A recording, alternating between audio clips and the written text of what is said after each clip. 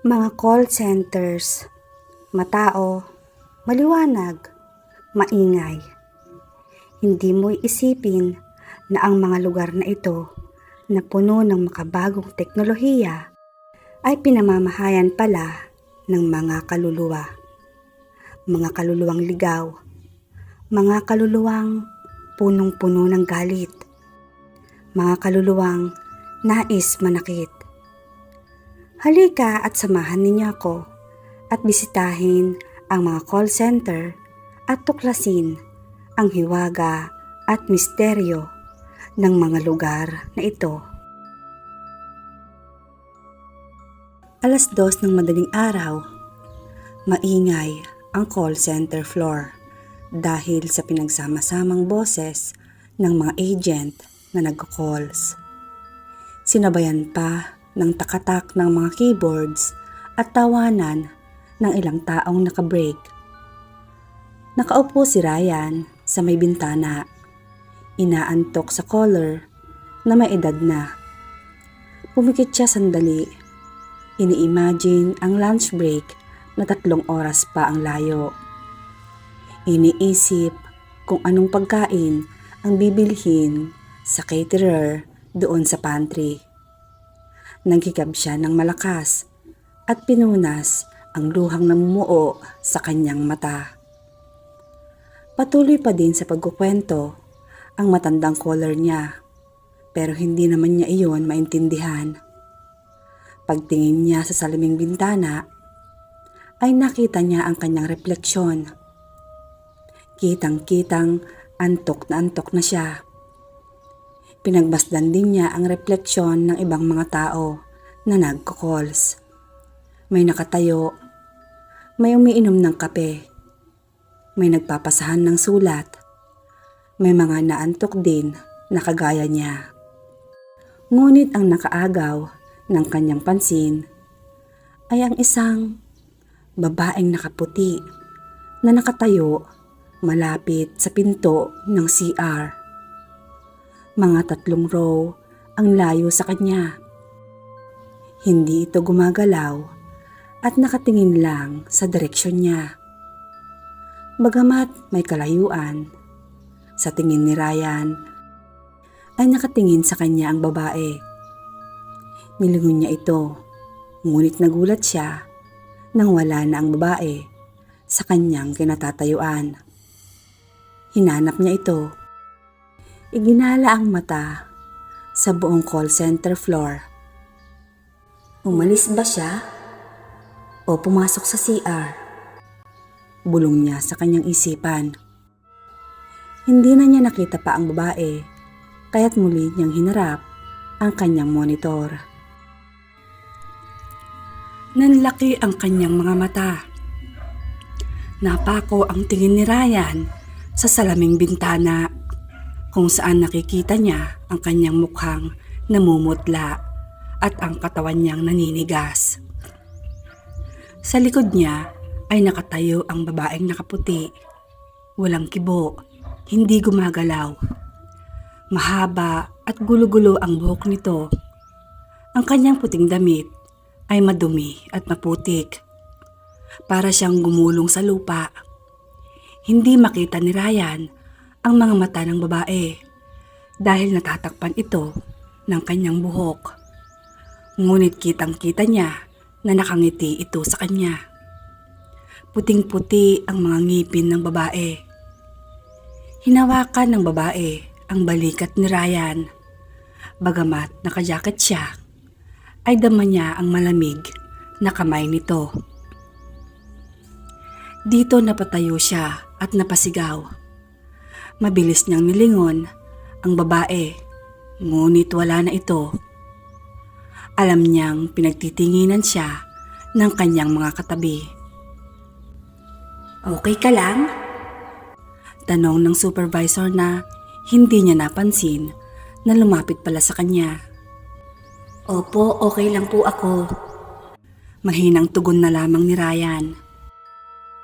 Tinignan muna ng supervisor si Ryan ng ilang segundo bago umalis. Halatang pansin ang maputlang mukha nito. Napabagsak na lamang si Ryan sa kanyang upuan at doon lang napansin na wala na pala ang kanyang caller. Ibinaba na siguro nito ang telepono dahil hindi siya sumasagot. Dali-dali siyang nag-log out habang pinipilit i-steady ang nanginginig na kamay niya. Dumiretso siya sa CR pero walang ibang tao roon. Ngunit hindi niya ito pinansin dahil sa lakas ng tibok ng puso niya. Naghilamos na lamang siya. Pilit alisin ang takot na bakas sa kanyang mukha.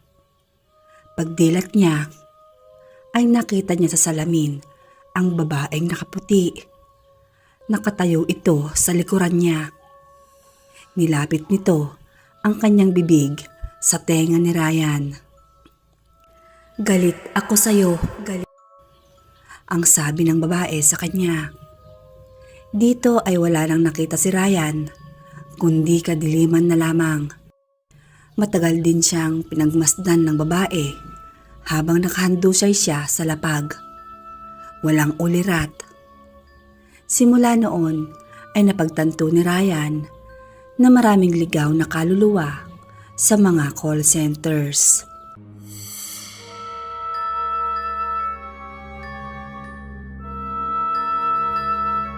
Malamig ang simoy ng hangin sa labas.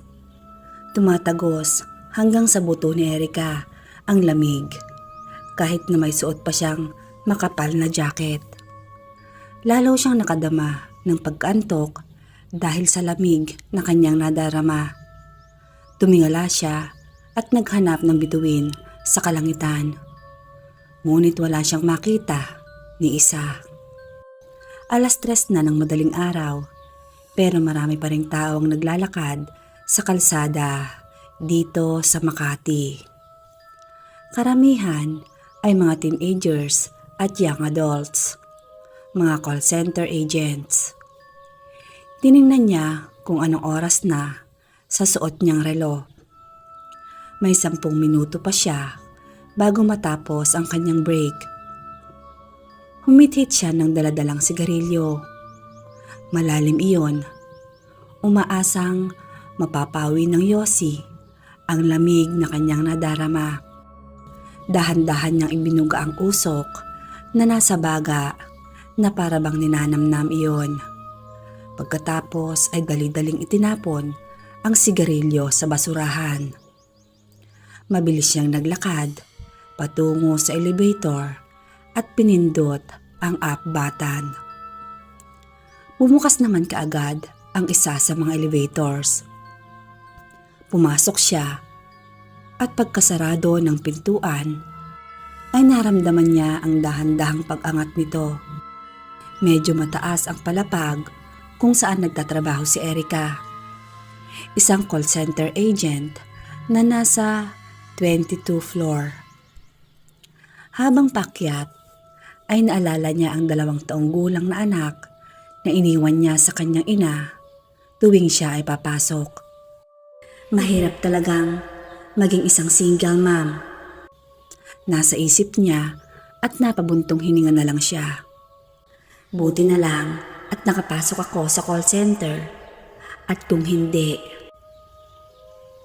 Naputol ang isipin niyang yon nang maramdaman niya ang pagbaba ng elevator. Napatingin siya sa display at nakita niyang tumigil ito sa 14th floor.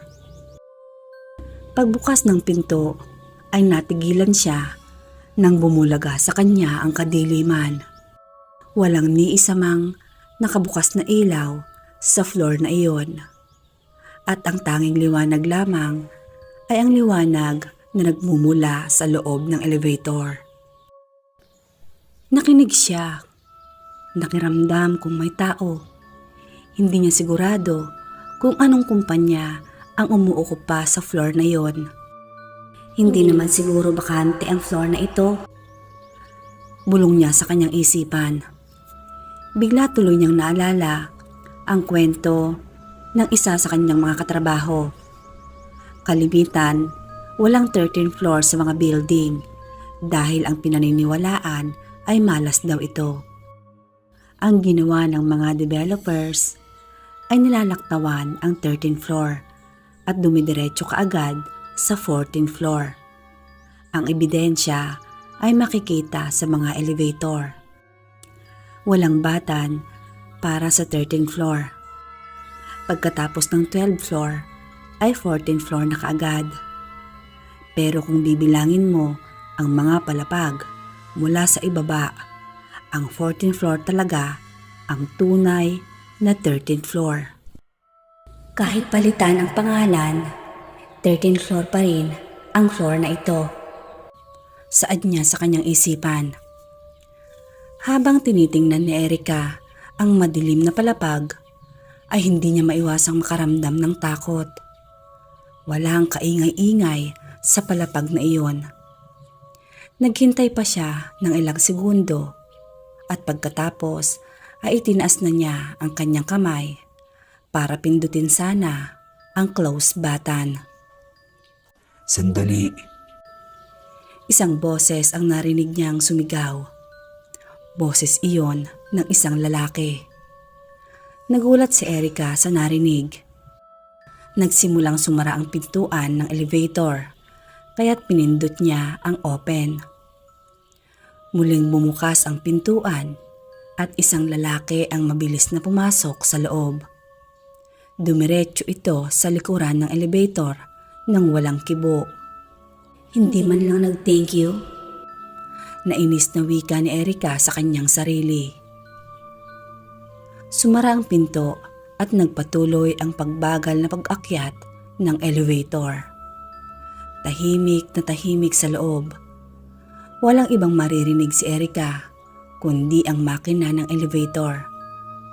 Pasimple niyang sinilip ang lalaki sa kanyang likuran. Nagulat siya dahil nakatalikod ito sa kanya.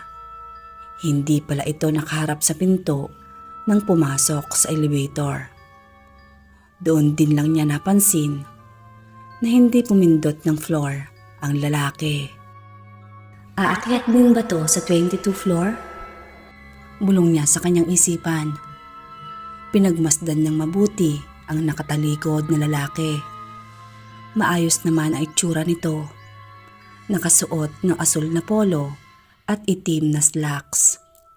Makintab din ang balat na sapatos na suot nito. Nag-overtime siguro to, kaya siya na lang ang natirang tao sa 14th floor. Naisip niya. Napailing si Erica. Hindi mapigilang mapangiti nang maalala ang naramdamang takot kanina nang huminto ang elevator sa 14th floor.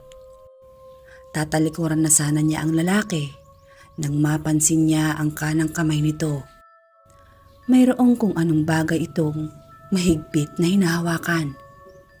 Sa katunayan ay nanginginig ang kamao nito dahil sa higpit ng pagkakahawak sa bagay na iyon. Pilit inaaninag ni Erica kung ano ang nasa kamay nito at nagulat siya nang makitang dumudugo ang kamay ng lalaki. Lalo pa siyang nagulat nang sumipol ang lalaki ng isang kanta. Isang kanta na bagamat masaya ay nakakapagpatayo ng mga balahibo niya. Mabilis siyang tumalikod at humarap sa pinto ng elevator habang ang lalaki ay patuloy lang sa pagsipol nito. Hindi niya alam kung bakit, pero pinagpapawisan siya ng malamig.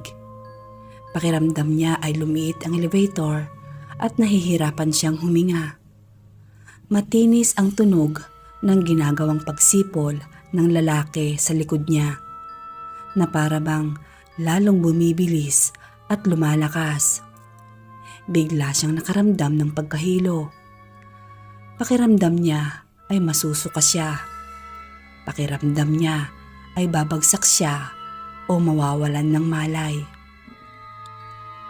Matinis ang tunog ng elevator nang nagbukas ito sa 22 floor.